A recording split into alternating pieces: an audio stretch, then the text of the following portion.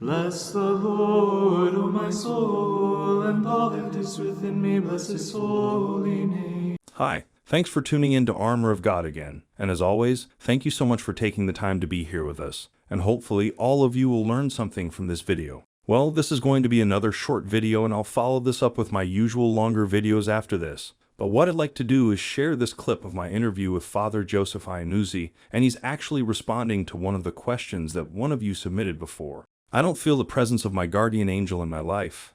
Is he really there to help me and guide me? The question is, why does it feel as though we do not receive any help or guidance from our angels? But the key word here is feel. When your angels are by your side, do not expect sensible feeling, but faith experience. Remember, angels are not physical beings, they're pure spirits. So you may not be able to experience them on the sensorial level with your smell, taste, touch, hearing, sight. Sometimes you may not even have an affection impressed upon you by them. But once you engage your faith, the faith experience becomes manifest. So it all depends on what you're looking for in terms of a confirmation from your angel. If it's a sensorial experience, feeling, don't wait for that. But if it's a faith experience, it will always be there. Paul says faith is not by seeing, but by believing in the things that are unseen. And Jesus told Thomas, blessed are those who do not see, but believe. When you receive the Eucharist, I ask these people, what do you feel? When you receive the sacrament of confession, what do you feel? Do you feel anything? Some people don't. Do they believe that Jesus is entering them? Of course they don't. Just because they don't feel confession doesn't mean that's not happening.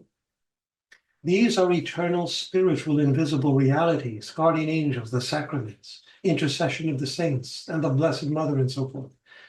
Our guardian angels are there 24/7.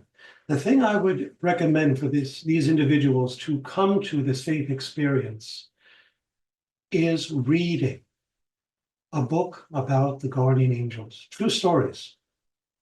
By reading that, your faith experience grows in them. Read Padre Pio and his experience with his guardian angels. He had more than one. And we're all given different angels according to our mission number. Some have one, some have more. But the point is, they are there 24/7. They do not sleep while we do. They never leave our side. If we enter into a state of recollected contemplative prayer, I believe we will be able to see them with the eyes of our soul. This is called internal vision. It's also known as the mind's eye. That's the word God uses with Catherine of Siena. He tells her, use your mind's eye and envision me within you. This is the way the servant of God, Luisa Picaretta, envisioned the child Jesus in the womb of Mary, through her imagination coupled with faith in her mind's eye.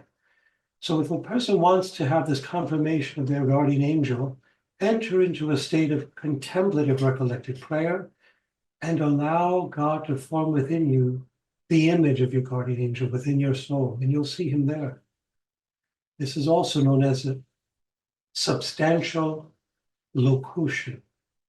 A locution is a word or words that are spoken, but sometimes they also bring images with them. They could be successive locutions, formal locutions, or substantial locutions. The first two are ordinary gifts. The last, the substantial, is an extraordinary gift. But yeah, through prayer, through recollection, through faith, we can experience them. And then, I would also like to share a preview of my interview with Father Francis, who's kind enough to allow me to have a 2 hours and 30-minute session with him, and I have really learned a lot from the whole thing. Anyway, during the interview, he shared this story with me. I remember being in Tibet, and I'm meeting with these young monks. I think we were waiting for the bus, and we started talking, and I explained I'm a Catholic priest, and of course I saw what kind of monk they were and was telling them about some of the places I had visited. And then it was very interesting. They said, oh, we're so glad to meet a Catholic priest because we have some questions, all right? And so the first thing was that they said, when Jesus dies on the cross, that seems to us to be like a bodhisattva, all right? In other words, someone who gives his life for others, so that they had figured that much out. They had figured out that Jesus' death on the cross was a death for others, and there are stories of bodhisattvas, who gave of themselves in dramatic ways. So, that connects to a Buddhist story. But then they said, but there's another thing about Jesus that is very perplexing to us. And I said, what's that? He said, well, now Jesus is the great teacher of the West, right? So they're thinking, geographically, right? So Jesus is the great teacher of the West. So was Jesus a materialist? Because the West is so materialistic, right? And so now, know something, right? In Indian philosophy, there are the Charvakas who were strict materialists, did not believe in spirit and so on and so forth. And there's no karma, no consequences to your actions, all of that. So they knew that philosophical tradition. So when they ask, is Jesus a materialist? They are partly referring to that, but they're also referring to something else. Communism. They said communism comes from the West, and it is pure materialism. We've learned about this from the Chinese Communist Party because we have to take courses in communist teachings, all right? So it says, is Jesus the source of this materialistic philosophy? All right. That was a really interesting question, because it means that they're seeing, remember what I said before about the unity of civilization and the unity of the human race. So they're seeing the unity divided up into different great teachers, who have an impact even on a political level. All right. So then I went into an explanation, of course, what is Marxism? What is the Communist Party? And then what is Christianity, in order to make some distinctions. But even that, they really were grateful for that. But even for me, it was really helpful because I would never have even thought of making an explanation like that or having to make an explanation like that. But seeing the way that other people see your heritage, all right, and your background and your culture, and trying to sort all that out is so rewarding, because in the end, you first of all, you've cleared up a pretty serious level of confusion, but also you've come to understand how people see culture and history and the great movements, that change history. All right.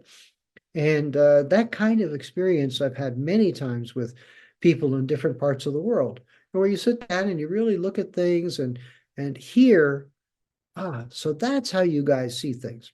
Well then, that will be all for the video this time. And as always, thank you so much for taking the time to be here with us, and hopefully all of you have learned something from this video.